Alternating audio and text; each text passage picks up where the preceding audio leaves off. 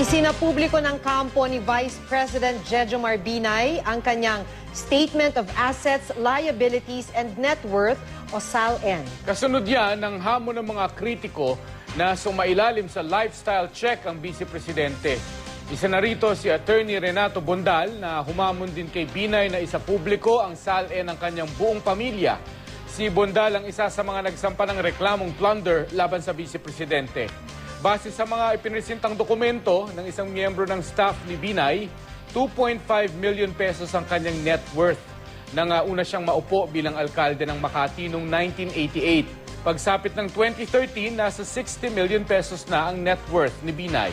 Paliwanag ng tagapagsalita ni Binay na si Cavite Governor John Vic Remulla, dumagdag sa net worth ng Vice Presidente ang kanyang excess campaign contribution noong 2010. Kumita rin daw si Binay sa mga negosyong ibinenta niya at sa mga bayad sa kanya noon bilang isang abogado.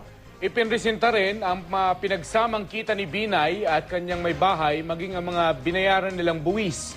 Handa rin daw ang kanilang kampo na isapubliko ang SALN ng mga anak ng Vice Presidente sa tamang panahon.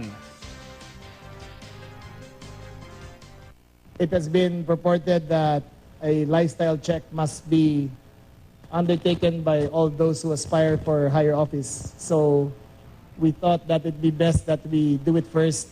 This also is meant to dispel any allegations that other parties may have that there are properties, whether beneficial or actual, around the country that are his. These are the true statements of assets and liabilities of the Vice President.